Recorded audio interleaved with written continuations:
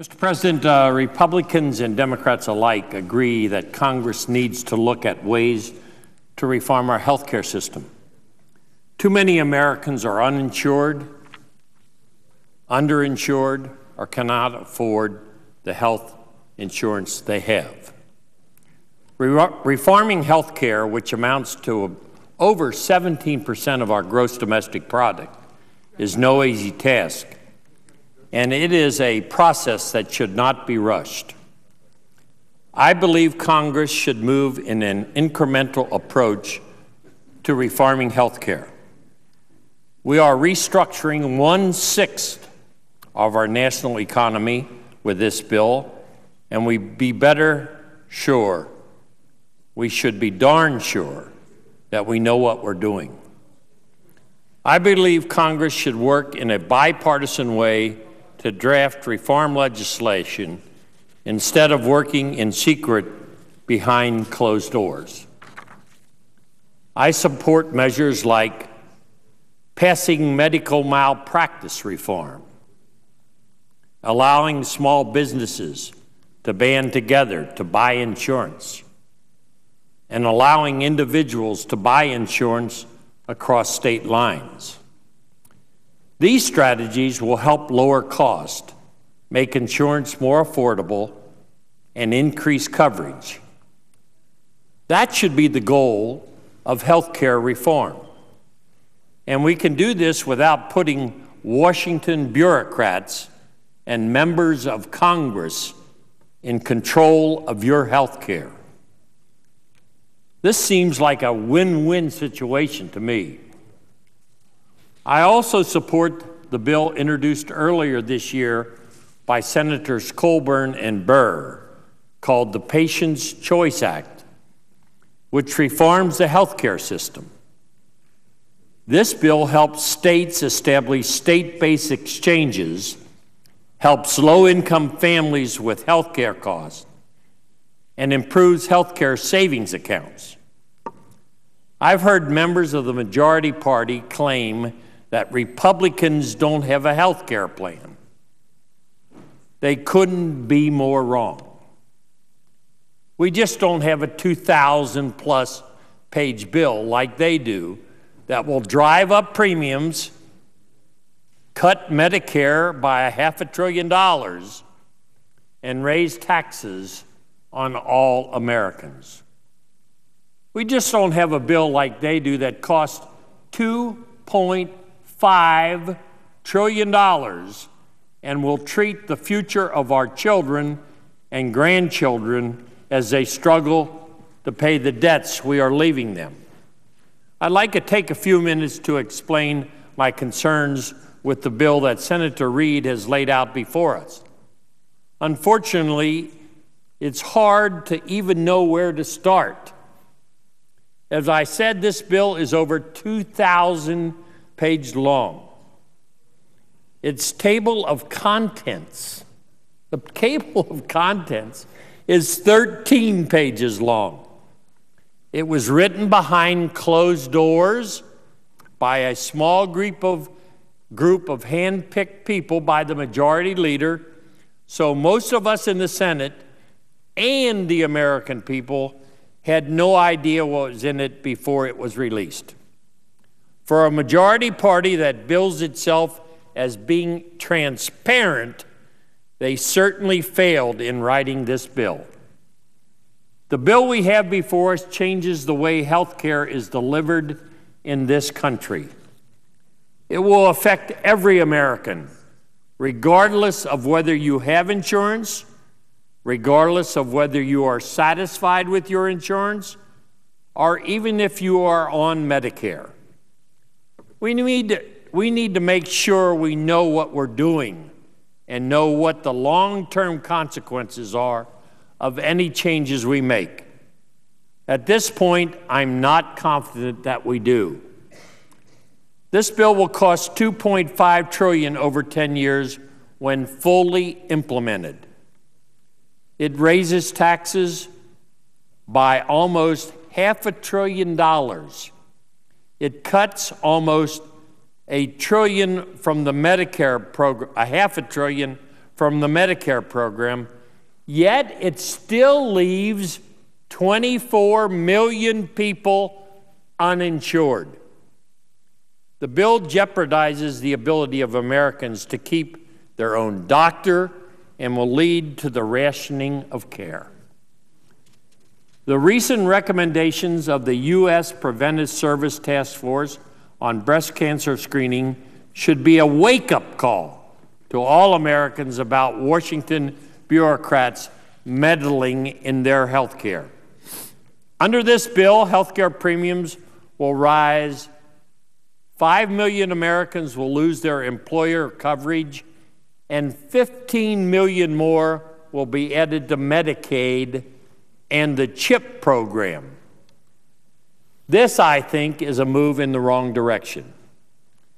Medicaid often underpays medical providers for treating patients, which makes it hard for doctors who want to treat these patients and hard for patients to find doctors to treat them.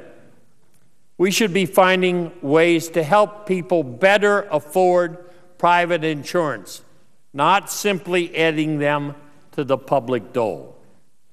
This puts Washington bureaucrats and members of Congress in control over many aspects of your health care, which should scare everyone within the sound of my voice.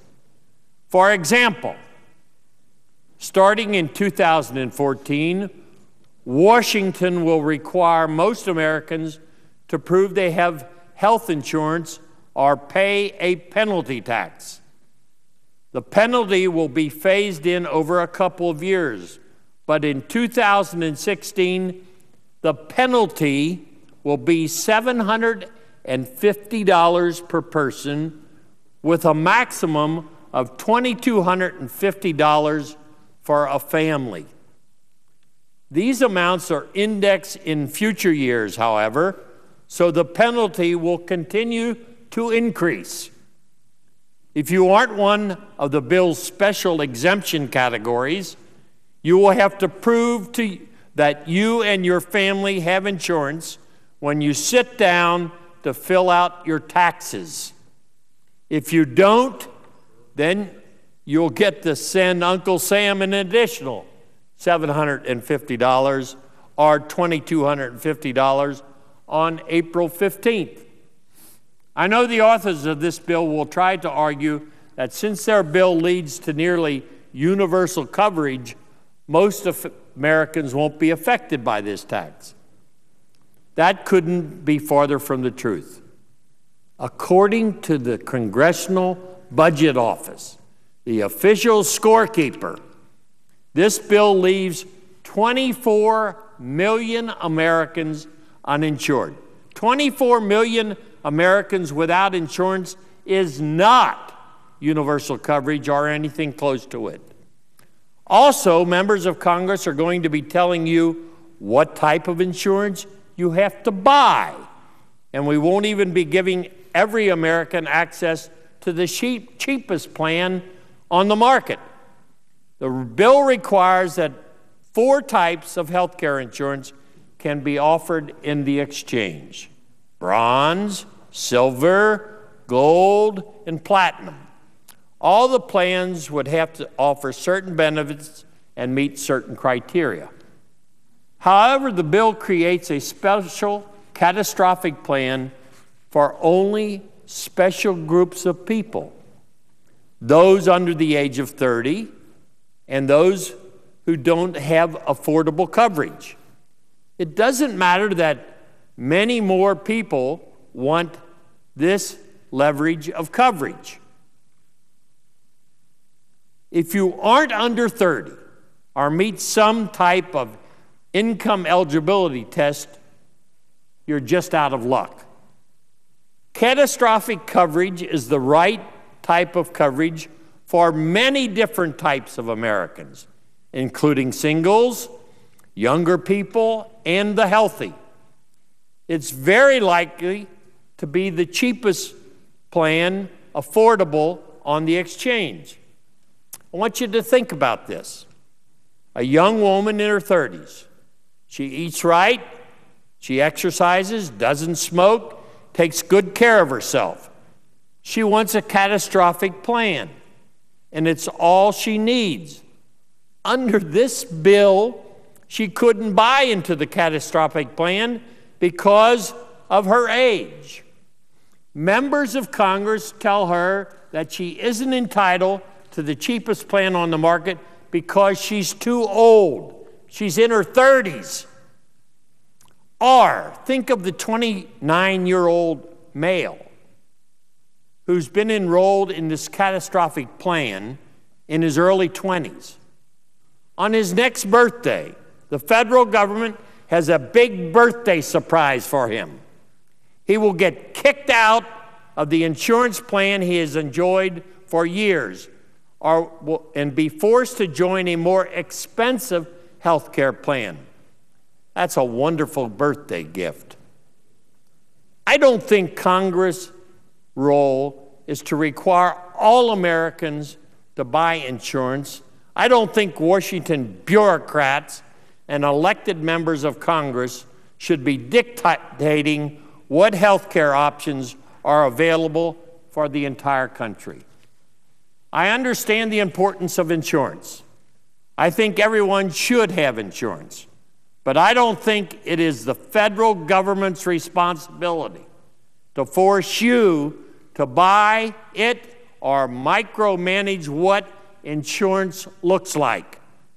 This bill also makes huge cuts in Medicare, which will affect every senior.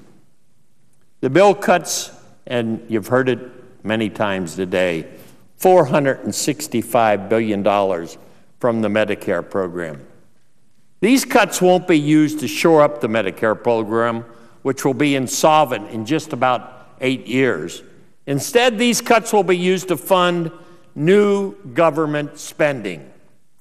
This move further jeopardizes the viability of the Medicare program.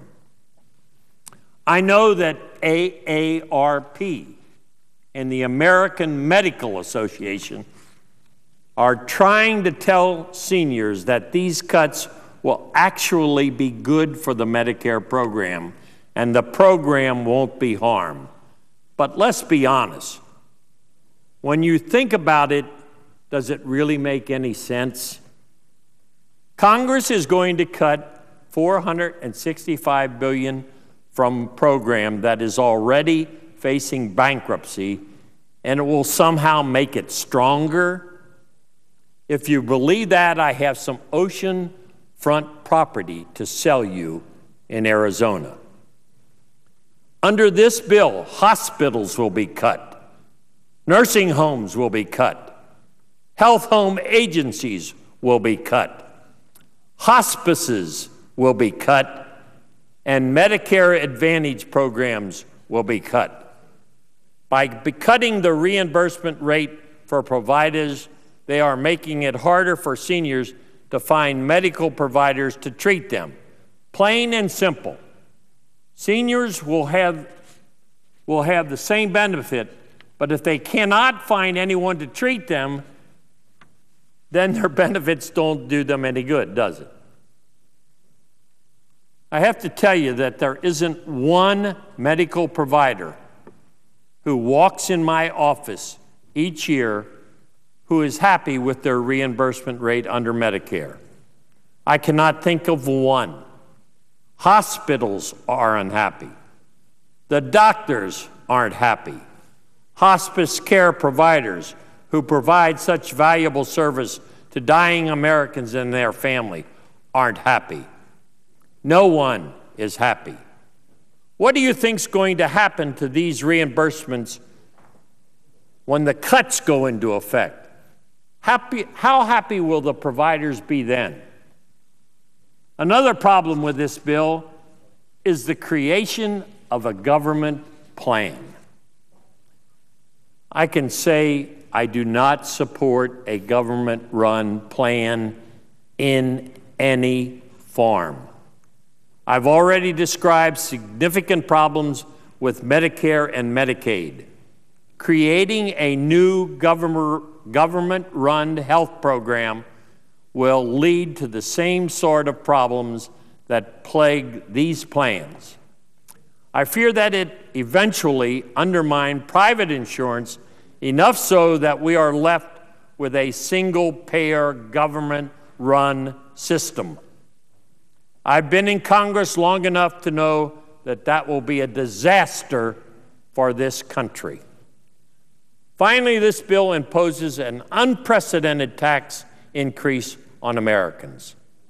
The tax hikes in this bill would start hitting Americans next year, while the spending and benefits won't start, in many cases, to 2014.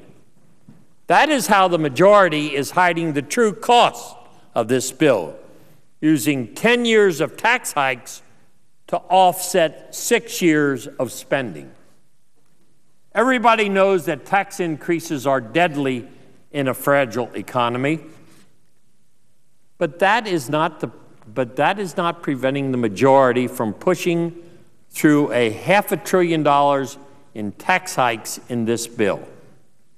And a further defiance of logic, these tax increases will actually drive up the cost of health care. I was under the impression that the goal of health care reform was to reduce costs, not increase them. As I mentioned earlier, if you have the misfortune of being uninsured, you will be further punished under this bill by paying a penalty tax. If you are an employer who hires a low-income worker and cannot afford to provide health insurance, you probably will be punished with a penalty tax. If you are an employer that offers retirees prescription drug coverage, your taxes will go up. If you have an extremely high medical cost and use itemized deductions for medical expenses to defray your costs, your taxes will go up. If you use a flexible spending account, health reimbursement account, or health savings account for over-the-counter medicines, your taxes will go up.